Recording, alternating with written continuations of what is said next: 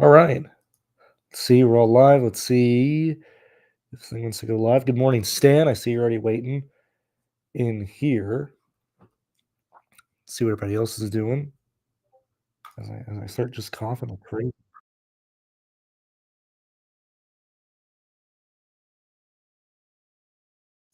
All right. We are talking about Martinsville in this one here. I'll be here for about 30 minutes. I'm going to try and visit some family at MD Anderson today if I can possibly get there. Um, so I hope I can manage that today. When we're looking at or the data that we're looking at here, obviously we talked about it on the Thursday show, but or not on the Thursday show, on Monday's show or Tuesday, whenever the hell I recorded it. Wait a minute. Wait a minute. I gotta check something. I turned monetization on, right? I can't just be leaving money on the table. Heck yeah, dude. Tech yeah, dude. Texas Tech Sweet 8 Final Four, whatever the heck they're doing, maybe. Anyway, when we're looking at this race here, that's weird. When we're looking at this race here, we are. Oh my gosh, dude! I just X out of everything. Yikes! All right, sorry about that. These are the races that we're looking at here. So we have a very, very good idea of how people should race, the distribution of DraftKings points, the way the contests have broken down in terms of the like what your lap leaders score, so on and so forth. And I'm gonna lean very heavy into this, okay? And so that'll, that's the first fork in the road that we'll talk about when we get here. But first and foremost, when we're looking at the lap leaders in these races, okay?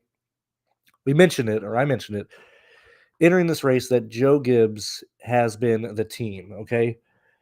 We're noticing that we don't really have the runaway success. Now we do have a Josh Berry win here, obviously, his win back at or in Martinsville and stuff. But a lot of junior motorsports guys have started up in the front.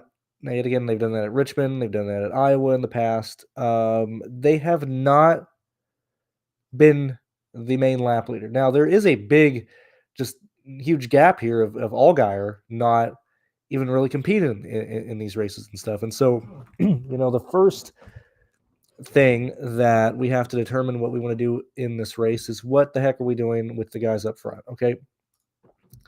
So I firmly believe that this race, the possible outcomes of this race, how we build for this race naturally leads to be way more spread out, and the ranges of outcome are probably drastically more wild in this race than any of the data points that we're looking at here, mainly because who I think is the favorite, Eric Almirola is starting 15th, okay? So we understand he's not going to get up to the field, or he's not going to compete for the lead up until a good portion of the way through the race, like probably lap 60 or 70, depending on how many yellows we get early. We also have Sheldon Creed. We have the place differential play of Jeb Burton, who elected to not take a Q lap so they could get everything squared away on the vehicle, and we then see everybody up top. Okay, we see Connor, we see Carson, Hill, and Love. Okay. Now Austin Hill has hey, yet again, maybe you want to go through this data on your own. I need to get my water. So over here. So I hold my cup like a baby. Learn how to hold drinking utensils and stuff. So maybe you want to go through and look at the lap by lap data on your own. I got to cough like a motherfucker here. Hold on. It would help if I practice talking before I go live. I almost always because I just wake up, I live by myself, right? My partner's in another town like 45 minutes away. And so I just don't talk when I wake up, and then I start talking and start coughing and stuff. When we look back at the Xfinity Series races, which, hey, if you want access to this ability to do any of this stuff, you can go through and join us either through the NASCAR subscription or any of the other subscriptions. I want to look at the last two this year and look at where Austin Hill has been running. So this is the we're looking at the spring race here, and we're just wanting to look at specific. Oops, we didn't load it. Oh, we're missing the loading here. We might not be able to pull it. Big rip. No, we broke. We broke. That's unfortunate. That's not good. That's not good on a live show.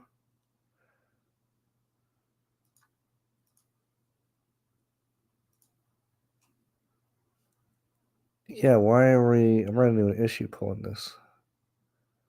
Is the other one doing that? Did I just see an issue that I gotta fix as soon as this is over here?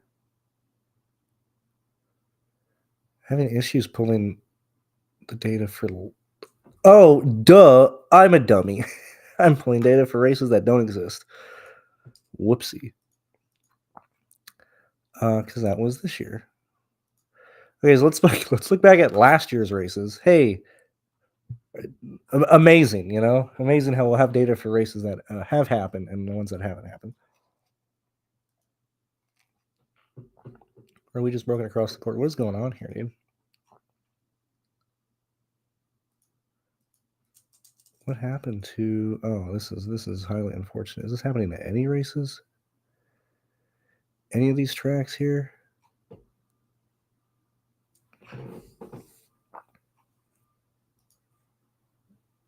Why is the spring race the one? Okay, I gotta write that down. I gotta go fix that after this.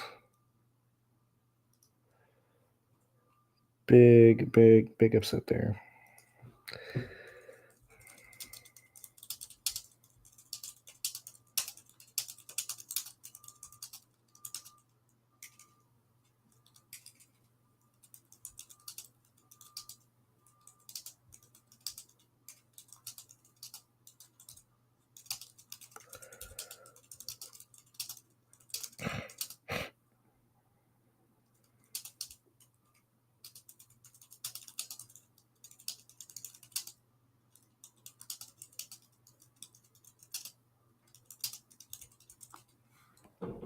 All right. All right, we'll look back at the fall race for Austin Hill. Or all this stuff. Okay, at least that's working. And the laps are working correctly. The cautions are working correctly. Well, the reason I wanted to focus on Austin Hill, which I'll go ahead and look at the 2023s as well. Now, granted, this would show that Austin Hill just wasn't in the cards for this. Let me try this one last time. I'm trying to figure out if I receive an error here. We have fast laps for this race. Yeah, we just don't have the lap by lap for whatever reason on that one. Do I have it for other years? For Martinsville, are we running an issue? We might be pulling some wild stuff here. Now I'm curious if this is going to work either. Yeah, okay. So we do have it for other years. The spring race, for whatever reason, is just not wanting to pull for last year.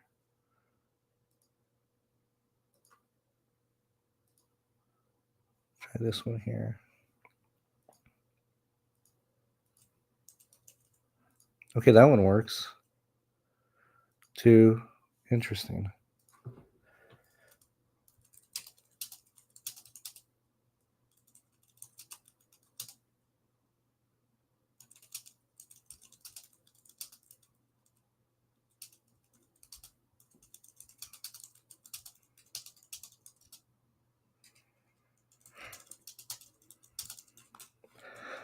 All right. So now, really fast, do we even have... My point really want to be made with this stupid spring race, dude.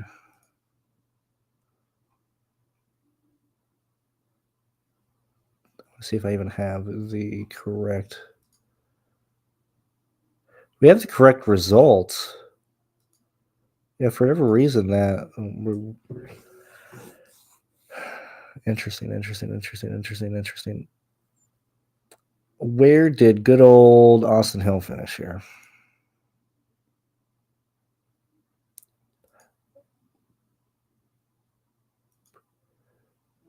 Actually, this might be Hill. Oh god, I gotta go to Racing Reference.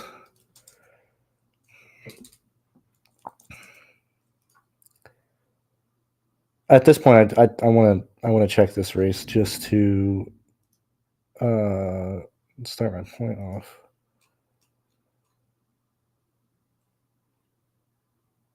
He'll finish 34th here. Yeah, he did. Okay, so the reason I was wanting to bring up Austin Hill really fast was I fully believe that Connor Carson and Austin Hill's outcomes are pretty much the same. Like I think these guys are all the same plays, you know.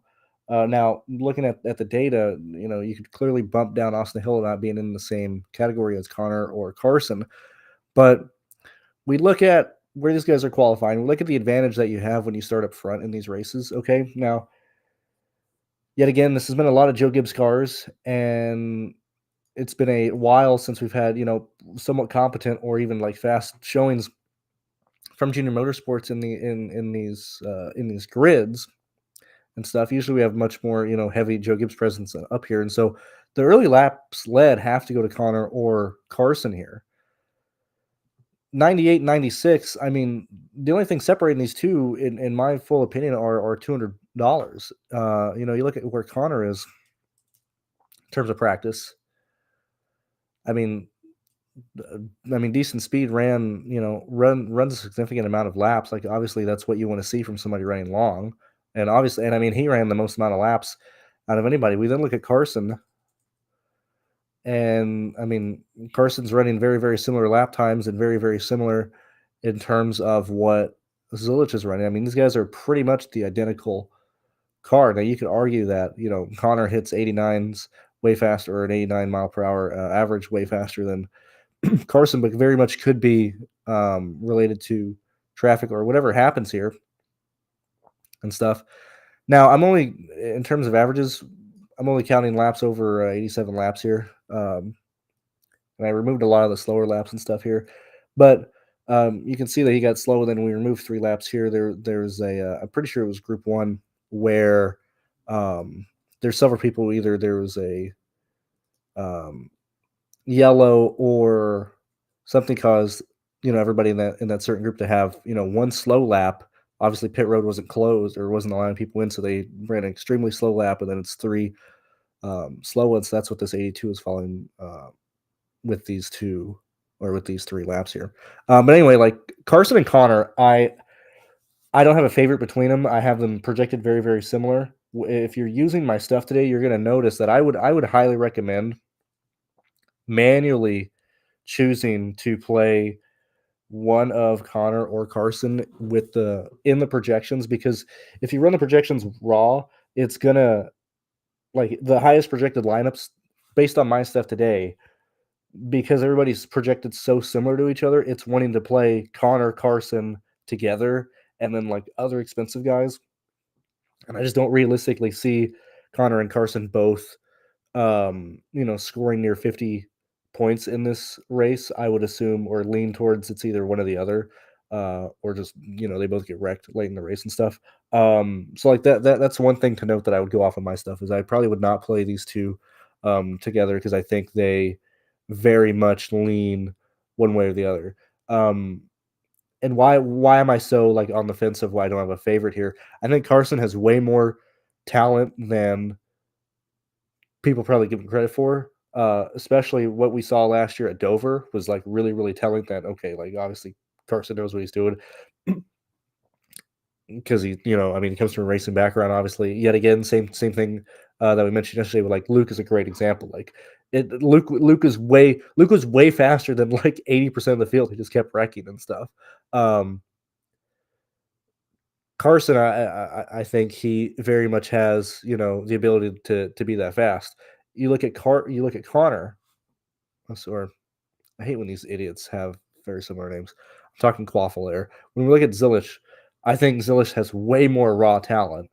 I think he, you know, like when we look at what Zilich has been able to do starting first, like I would lean towards him leading a good portion of the race, but I think Carson's very much gonna run second. I think he has a real chance of overtaking him on um, the run. I think they're identical plays, and so first and foremost, like I don't think we have to worry about duplications on this slate. I think it's gonna be a very difficult slate in terms of that sense because not only do we have to worry about Connor and Quaffle, we also then have to worry about what, you know, Sheldon Creed is doing, what Sam Mayer is doing, what Eric Amarola is doing in the back of the field, especially if we do get a situation to where laps led end up being spread out, or if you're visualizing how scoring ends up looking, it could be a very similar situation to if you, which I implore you to watch live scoring, not in like, oh, what am I winning or losing, but paying attention to how people are actually scoring during a race.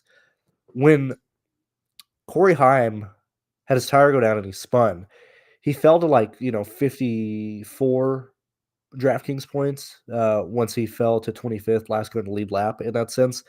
And you then saw who, I mean, obviously he was like, clear lock or whatever, being, forced his way into the optimal, even at that running point and stuff. Or maybe not that running point because he's at 52. But you then look at where everybody else was scoring at that point, and you had at least 7 or 8 guys scoring mid 50s as well. And that's the real outcome for what Eric Amarola, Sam Mayer, and Creed, and probably even Eckes can do. I mean, Eckes at 83 seems like a really, really good play because you end up getting to him with like any type of build. But if these two guys are, I'm going to consider them as just one driver here. So like if driver A is scoring like 50 points in DraftKings Sport, and that's leading the field and then finishing like fourth or whatever. You then have an instance to where you have a 9K driver at like 50 or like high 50s and stuff. You're going to have Eric, Sam Mayer, and Creed also pushing the boundaries of scoring high 50s, if not close to 60 points, because they should all be Eric Amarola, Mayer, and Creed should all be expected to finish in the top 6. Okay. You're then in a situation to where this slate, from a projection standpoint, and possible outcomes, like it doesn't, or it leans very heavily towards like just an average projection for like all outcomes and stuff. And what I mean by that is, do I want to show the stuff? How can I put this? This is why I am excited to get behind the paywall because I would just thought out like just walk through like lineups and how construction is panning out. But like if you're like I guess let's work backwards and focus on value really fast because that's going to be very quickly and easily able to talk about since paying up top is going to be the most important thing. When we're looking at values today, obviously Jeb Burton, Brennan Poole, Patrick, Kyle Sieg, like these are the drivers that you should be getting to. Brad Perez is very much in play since we're having to pay up for so many people. If you're not getting a value play that is starting from 29th on back, I think you're doing things wrong. I don't think you need to take any other risk of people starting higher up. Of these guys specifically, I mean, obviously we're using Jeb as a value play between Poole. Like it's these 5 guys. I think you need 2 of these 5 in your lineups to end up paying up for who we need. There's not really much needed past that from a value perspective because that's not what this slate is about. When we're looking at the top of this, the different combinations of drivers and different combinations of lineups, can go very much in a sense of like Eric Amarola, Carson Quapple, Sheldon Creed, and then another one could be like Connor Zillich, Sam Mayer, Austin Hill, different combinations like that, but they're all projecting so similar. Like there's not a favorite up here. And if we look at that, I'm not entirely sure where ownership is going to go outside of place differential. Like it should lean towards Eric Amarola being the first or second owned. But like past that, I think we're going to see, a very spread out type of ownership between the rest of the field because everything up top is very much not guaranteed. I mean, I'm just going to flat out say, like right now, I have Connor Zillich for 37 laps, led 14 fast laps, finishing 5th. That's at 50.55 points. I have Carson Quapple for 19 laps led, 4 fast laps, finishing second at 48.55. Okay. And even then, like, I don't even know if those projections from a like realistic standpoint are um where they should be, but like those I think those are very much in the ranges of outcomes and stuff. Obviously we went through and saw like how poorly Austin Hill is actually ended up finishing here, but in situations to where like he doesn't get involved in a wreck, he should be a favorite to yet again finish fourth at any given racetrack and stuff. um Justin Allgaier starting sixth. I have him for 19 laps led, 16 fast laps, finishing fourth today. Guess what? That's at 53.95. Um, so all these outcomes for these guys up here are very much not set in stone. Um, I don't know if we get as many yellows as we did in the trucks. I mean, I think looking back at what happened last night in any given contest or slate is kind of irrelevant. But if we do get a lot of yellows and restarts and people getting on different strategies of pit lanes and pit roads and so on and so forth, it makes the place differential plays look even better because even in the drastic ranges of outcomes up top, the people who are still coming through in really any of those situations are Eric Almirola, Creed, and Sam Mayer and stuff. So what I'm trying and thinking of doing is trying to get as many of those individuals in lineups. And yet again, you could really only do two. It's really, really difficult to play Almirola, Mayer, and Creed together and make it work because you're still going to be stuck at like anywhere from 58 to like 6,700 for your last guys. And so taking two of Eric Almirola and Mayer and Creed seems to be, if you're trying to, at least how I view things, of trying to project the optimal lineup, that seems to like the first starting point. Secondly, would be potentially whatever happens up top between these 9K guys. And you could even throw Jesse Love in there as well. I mean, we haven't talked about him, but all these guys are pretty much the entirety of the 9K range because we're most likely not playing Taylor Gray. If we're playing a 9K guy, it's because he has lap lead upside, and that's the first four starters. Okay, and even then, when we start looking at the salary that we're working with, and for this example, if we're using Eric Almirola, Sam Mayer, and then let's say like Carson Quapple as like Carson leads or whatever, like it doesn't matter what 9K guy you use, but you're still at a sense or at a price range for your last three guys of $5,900. Okay. Yet again, that's why the value area is like that's why we really don't need to focus on it a lot because you're using, unless you can pay up for Brennan Poole, you're using, one of Chris Wright, Brad Perez, Patrick, or Kyle Sieg. Yet again, Kyle Sieg's in the 6K range, Poole's in 6K range. Obviously, those two are the best in 6K range, but we're really stuck at the 5K range and the four with these guys. That's why Perez is in play at 45. That's why Patrick at 55 and Chris Wright at 54 are and have to be considered there. I'd much rather take them on a speed up side than, I mean, we could throw Smithley in there as well if we need $5,200, but I mean, we're really having to build with these guys here, finishing out a lineup and stuff. And so when you end up doing that, which is why I think Brad Perez is probably my favorite play in that range, we're then stuck in between, the 6 and 7, depending on where you're paying up and stuff like that. And at this range, it's kind of just like there's not a lot of good plays. If we're forcing in Jeb Burton, which I think we have to, just due to his price tag, like,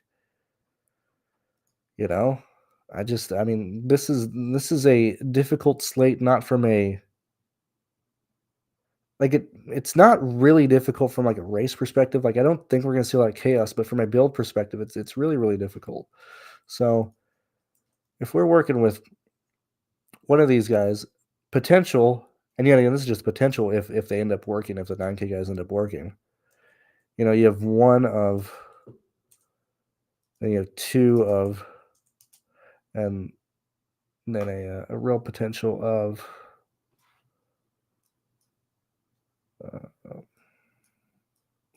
we even throw Smithley in there as well. Like if we're trying to visualize what these lineups are looking at,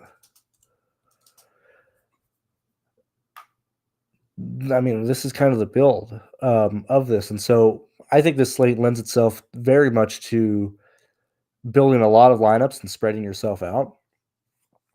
If you can't do that or aren't in the position of doing that and stuff, and then also, so we don't have, you know, you have Jeb. I didn't mean to do that. Sorry, Jeb. Like what exactly do we want to do with this slate? So as we walk through and we think of potential ways that things could go awry or things that or just like how you build, like what exactly do you do here? The slate is going to be decided on what these four guys do here. You know, like you either need the main leader of these four, or what I would lean towards is building and looking and hoping for a situation where none of these four actually end up working to where they run like I think it's for me, I lean Connor Zillage as probably the favorite of these four. He would be who I'd probably have priority of. But for the most part, I kind of want to build with these four not paying off their price tags and building more around focusing on two of these guys, focusing on Jeb Burton, focusing on somebody like William Sawalich, Christian Eckes, Nicholas Sanchez, and hoping that the top of the starting grid runs into issues. Now, yet again, we're kind of in uncharted territory with new guys from junior motorsports who actually who are actually competent. And in these situations, I mean, you had Ty Gibbs, Nemechek, you know, and I mean, really, Ty Gibbs and Nemechek were very, very dominant in at these short tracks. The Joe Gibbs Brigade outside of Eric Almirola does not fit that description of being that dominant and stuff. But I mean, data's leaning to like if it's not a Joe Gibbs guy starting first, uh, or what do I mean from that? Not Joe Gibbs guy starting first, but like your first place guys are not showing up in these races, okay? And that I mean, obviously Joe Gibbs started on pole. Actually, can we? I want to mess this up here. We'll do it by race. So first and second at Richmond, 10th and 8th at Richmond, fourth and seventh, 9th and third, 6th and fifth, 15th and second, 8th and first. We're going all the way back to 2021 there with Penske. That's sixth, that's first, that's fourth, that's ninth, first, 5th, 13th, 22nd, second, and first. I just don't trust the guys up front from a perspective of where these leaders have done. I mean, now yet again, man, we're dealing with kind of uncharted stuff. But let's look at these 6 races, right, and just see where everybody lined up at. I'm doing this faster so I can bang through where these guys were, but like who started for now? I don't know who starts up front. I'm not looking at the screen yet. Was it Junior Motorsports? Was it a bad team? Okay, we're fucking crashing shit over here. So Parker starts first. Okay, cleared dead on arrival. Anthony Alfredo down arrival. Makes sense of why first and second weren't in play there. Chandler Smith only leads 34, starting third. Okay, makes sense of why, the top of the starting grid in this fall race last year did not do anything. Okay, look back at the spring race last year. Who started up front in these races?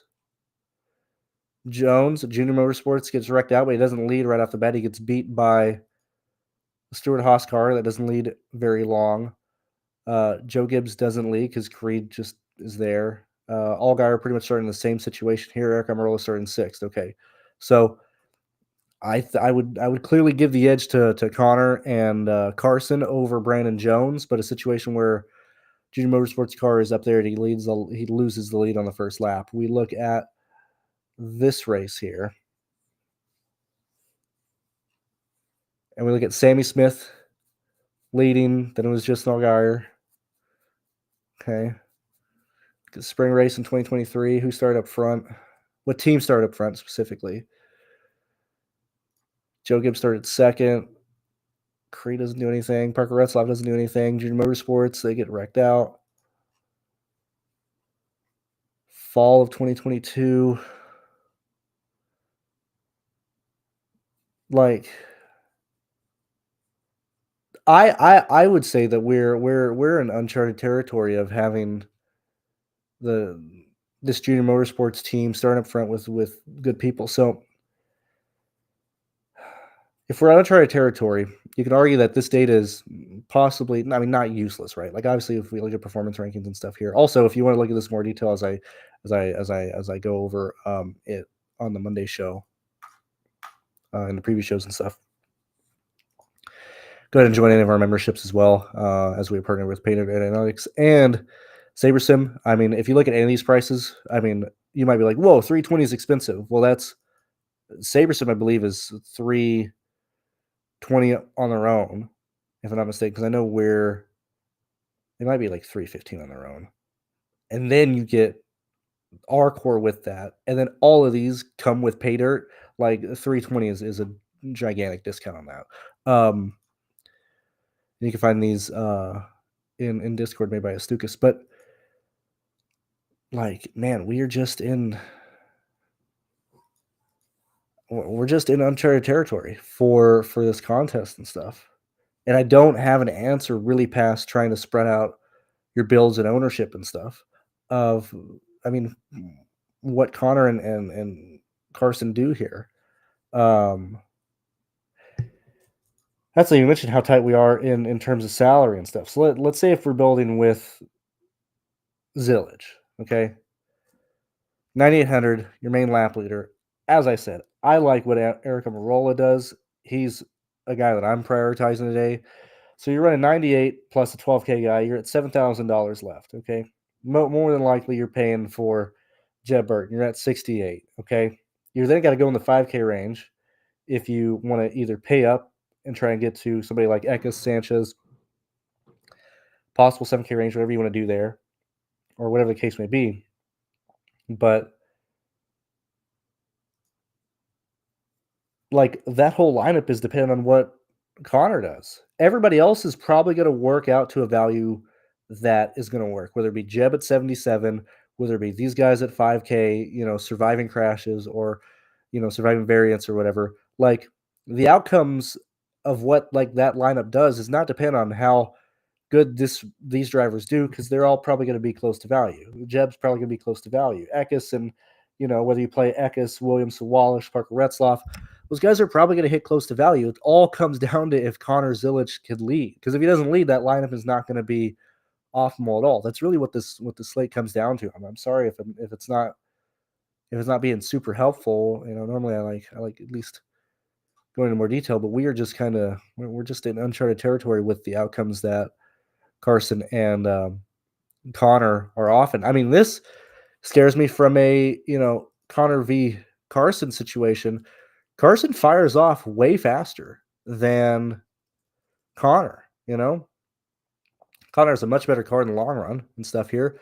But at a place like Martinsville, if you can just, stay side by side, and if Carson can keep Connor from clearing him, and he keeps hanging on the right side of his car, like Carson is very much live to take the lead over. And if these guys, jerk around and not do anything, Austin Hill can very easily take the lead. There's, and then if we keep surviving, supplicant. Oh no! If we keep surviving restart after restart, that's kind of where we're at. I'll see what you guys are saying. Maybe we can direct the this video in a different direction and stuff. But it's just one of those to where we're at here. Stan, what's going on here? Good morning, JLB. Good morning. You're not too late at all. Well,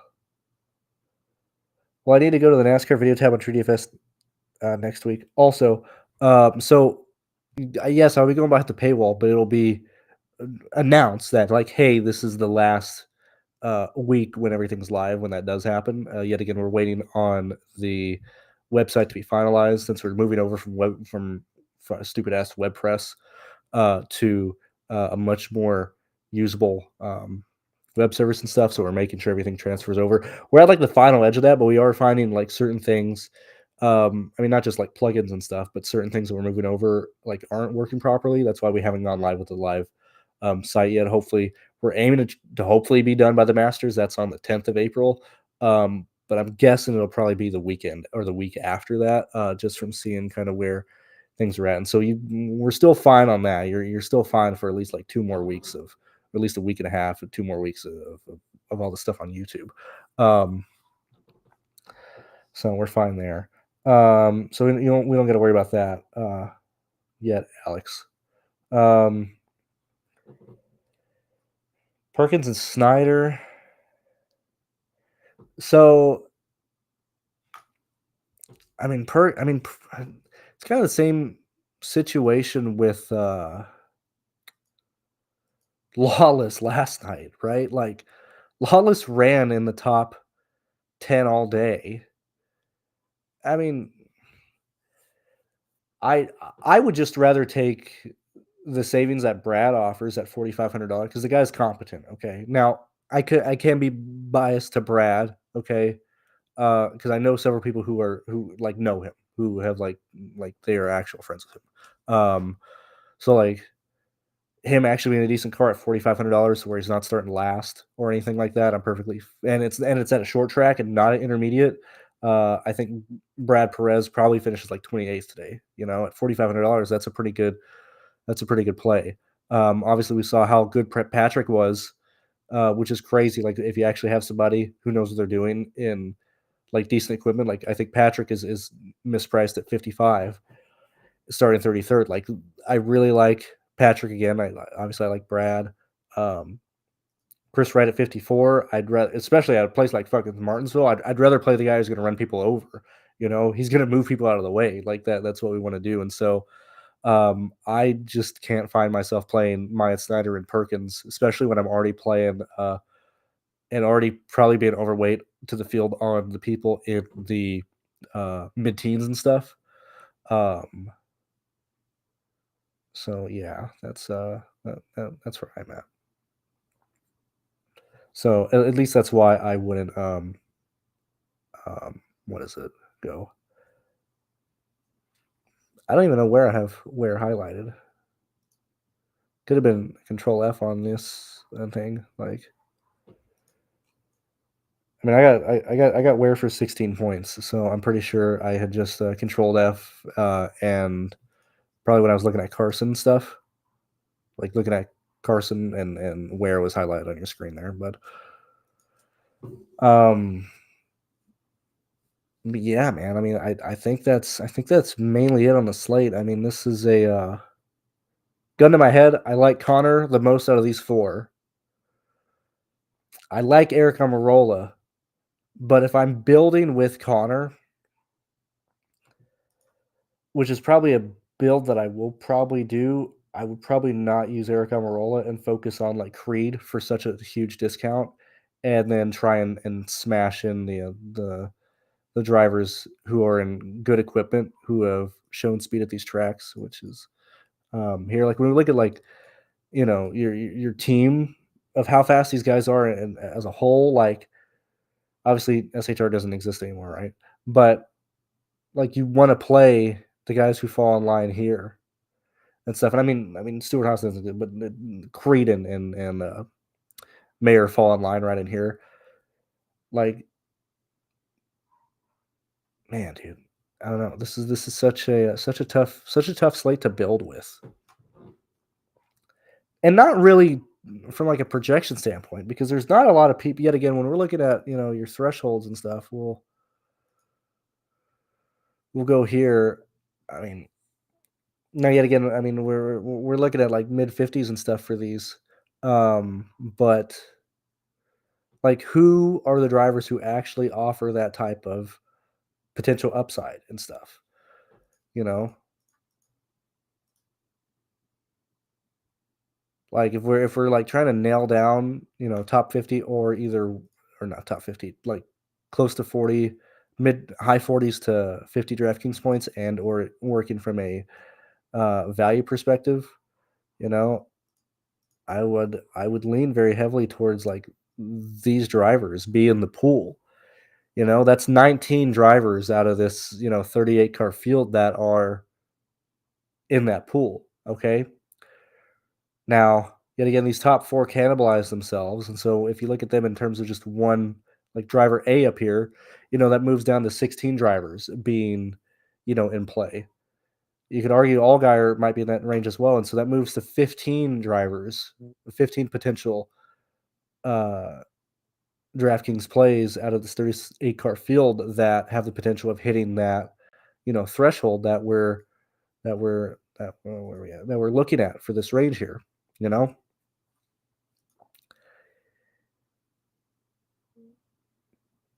You look at these scores and where are we at here? I'm gonna try and look at scores that aren't put specifically at the where the fuck are we at here? Not finish points. Where are the total points at? There we go. I want to look at ones that aren't being carried by your main lap lead and fast laps and stuff. So like this one here.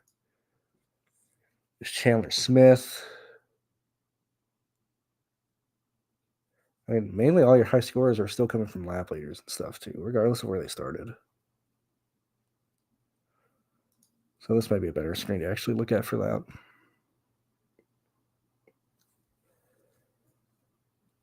But so if we're looking at guys that, their finish is carrying the field, I mean, so bare minimum going back to like these individuals here, what do you have to do to get, high 40s, if not, 50 points on a slate? That's finishing if you're in the back of the field, uh, top 15, top 20 due to variance and stuff, or just being needed on a point per dollar standpoint. So that's really the outs for these guys. I mean, Jeb Burton is probably going to finish like 19th, anywhere from like 24th to 19th today, so he'll be fine on that standpoint. You then look at everybody here. Everybody in this range between Eckes and even Sanchez, every one of these, 6 drivers here should be projected for a top 10 finish. And so, like, that's certainly leaning into this category here. So you get, whatever driver A from here, if they even do anything, plus these guys. Like, I think this is, about where the slate is, and then you just do a bunch of different combinations to try and get to these guys. Let's see. Think you could add. Well, good thing I just added Eckes to that. I actually really so the people that I really like. I don't even know if I can get to them since I'm so interested in these guys here. But I really like Eckes today. I really like William Sawalish today. Just from what you can do, what they allow you to do in lineups, and I like Sanchez as well. So, another counterpoint, or like yet again, this is what you should do when you're now. Granted, like I said, I hand build everything, so these are just kind of things I goof around and look at. But if you build with, like if you just start a lineup with Sanchez, Burton, Eckes, Zilich, you're at $7,800. Like that's a pretty decent lineup. Yet again, that's another avenue to go to and stuff. Or like another way to build and things like that. Like that's let me see. Sorry, I'm checking what Astukas told me here. And I'm being informed that the issue with the lap by lap for that spring race last year in 2024 is due to on NASCAR's end,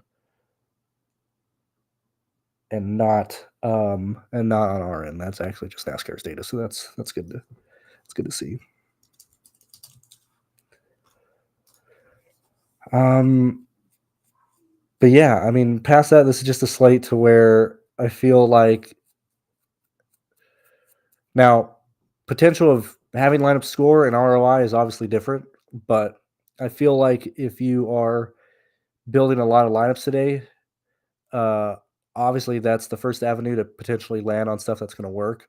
But in that same vein, you're probably going to have a lot of lineups that are probably dead on arrival right off the bat. Really dependent on what these four guys do, and really what these 8K guys do with the more expensive, 10-5 and 10-3 Creed and Mayer and stuff. Um, so I think we're going to see a wide range of outcomes for lineups today. I think the winner of this slate, I think it's going to be a runaway. Like I would not be shocked to see this slate as like whoever wins it had like 15 points over second place or something like that. I would not be shocked to see that at all. I don't really have anything else to say, I don't think. I do believe that's mainly it. We've been live for, nearly 45 minutes, and we're kind of, at a realm of being like kind of inconclusive on what the exact correct approach on this slate is. Obviously, we've talked through quite a lot of builds, a lot of different directions you can go, but I think that's mainly it. Yeah, I think past that, I'm gonna go ahead and head off. So best of luck, guys. I will see you guys later tomorrow. Yeah, see you. Bye bye.